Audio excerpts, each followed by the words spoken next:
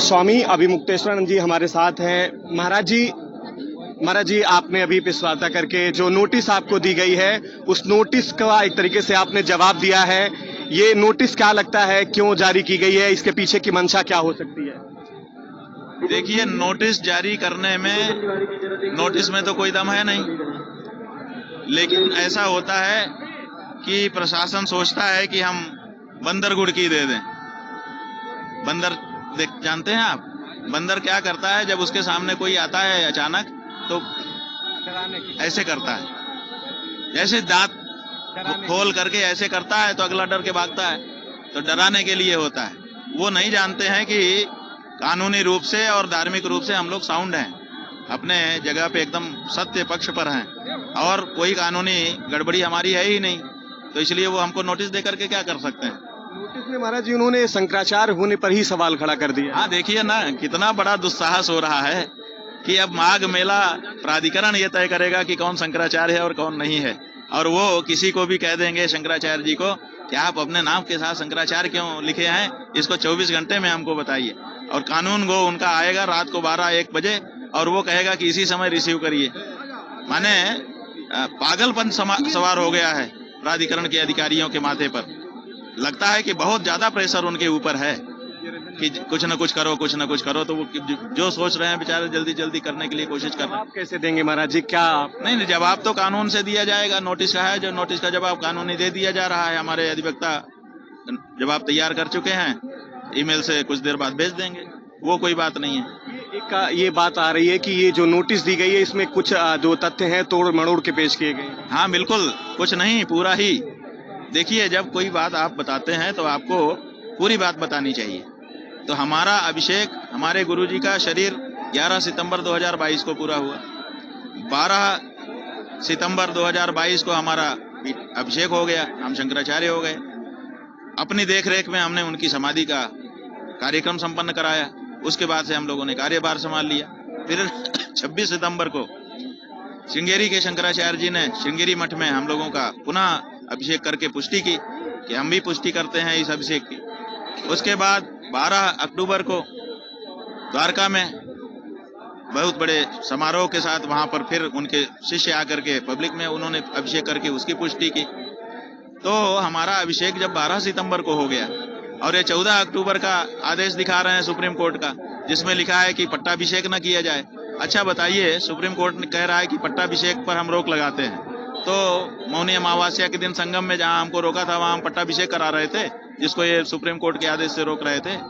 कैसी, मतलब बहुत हंसने जैसी बात है।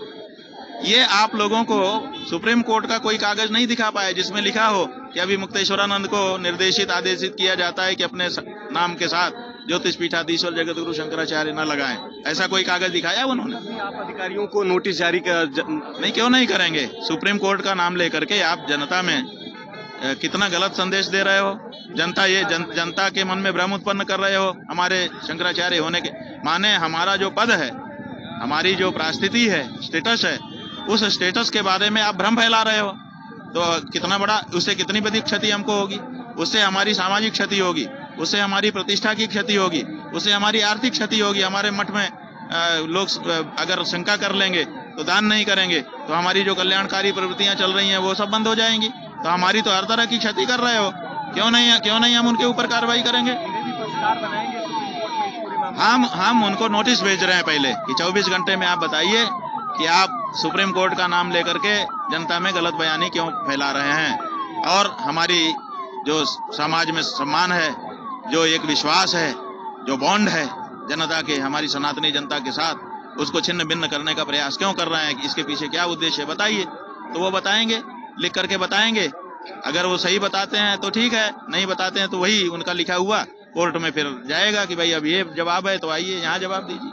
एक सवाल ये है महाराज जी, जो मौनी अमावस्या के दिन पूरी घटना घटित हुई थी उसमें कई बच्चों के साथ जो वेद पाठी हैं उनके साथ मारपीट की जो घटना हुई थी, इसको लेकर के भी लीगल एक्शन आप लोग ले रहे हैं? अब बताइए, नहीं लें? हमारी आंखों के सामने फूल जैसे छोटे छोटे बच्चे जो विद्या अध्ययन करने के लिए आए हैं, आप उनको बड़ी क्रूरता के साथ मार रहे हो, पीट रहे हो। जैसा विधर्मी भी नहीं करेगा वैसा व्यवहार कर रहे हो। तो हमको, और फिर किसी ने वीडियो बना लिए, कुछ कुछ अंश पूरे बनाते तब तो आग लग जाती देश में, क्योंकि इतना अत्याचार किया, क्रूरता की। लेकिन किसी पत्रकार ने, आप ही लोगों में से किसी ने थोड़े से जो क्लिप बना दिए, उसको देख करके ही लोगों को बहुत दुख हो रहा है। तो ऐसे जब आप हमको बिना अपराध के लोगों के अत्याचार करोगे, तो उसका अगर हम कार्रवाई नहीं करेंगे तो आपका मन बढ़ जाएगा, और मन बढ़ जाएगा फिर आप दूसरों के साथ भी वही व्यवहार करेंगे। तो इसलिए आप पर अंकुश रहे, इसके लिए कार्रवाई तो बहुत जरूरी है। तो हमने अपने कार्यालय को कहा है कि इस बारे में जो विधिक कार्यवाही बनती हो जरूर की जाए। एक आखिरी सवाल महाराज जी ये है कि अखिलेश यादव ने भी आपसे बात की, कांग्रेस के लोग भी इस पूरे घटनाक्रम को लेकर के वो आपके साथ हैं, क्या लगता है इसके पीछे की मंशा क्या हो सकती है? देखिए, हमारे साथ जो सच्चा सनातन धर्मी है वही है, सारे हिंदू भी नहीं है, क्योंकि बहुत सारे हिंदू पॉलिटिकल हिंदू हो चुके हैं। अब वो कहते हैं हमारे शंकराचार्य नरेंद्र मोदी ही हैं। तो जिनके शंकराचार्य नरेंद्र मोदी हो चुके हैं, मंदिर भी तोड़ें, गाय का मांस बेचें, वो सब कुछ करें, फिर भी वही उनके गुरु हैं, तो वो नहीं। इसलिए सब हिंदू भी नहीं, जो सच्चा सनातन धर्मी है वही हमारे साथ है। जहां तक अखिलेश जी और राहुल गांधी या प्रियंका गांधी की बात है, तो उन्होंने फोन जरूर किया था। आदमी, प्रियंका गांधी के एक व्यक्ति आए थे, वो कह रहे थे कि प्रियंका गांधी ने हमको फोन करके कहा है कि अन्याय हुआ है, जाकर के आप लोग देखिए, हम आए हैं। हमने कहा भैया आप आए हो, आपका स्वागत है, लेकिन हम नहीं बुला रहे हैं।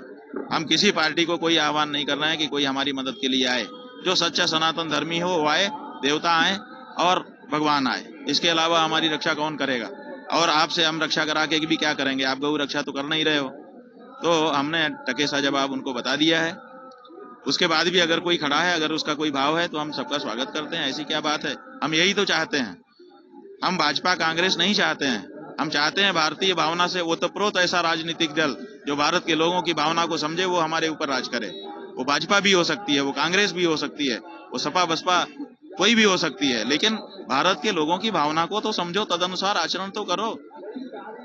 जैसा अंग्रेज करते थे वैसा ही अगर तुम कर रहे हो तो हमें स्वीकार नहीं हो, चाहे तुम भाजपा ही हो, चाहे कांग्रेस ही हो, चाहे कोई हो। ठीक है, बहुत धन्यवाद। देखिए, ये स्वामी अभिमुक्तेश्वरानंद महाराज जी थे, जिन्होंने तमाम विषयों पर, खास करके जो नोटिस जारी हुई है मेला प्रशासन की, उस पर अपना जवाब दिया है। गुफरान जी, मीडिया, प्रयागराज।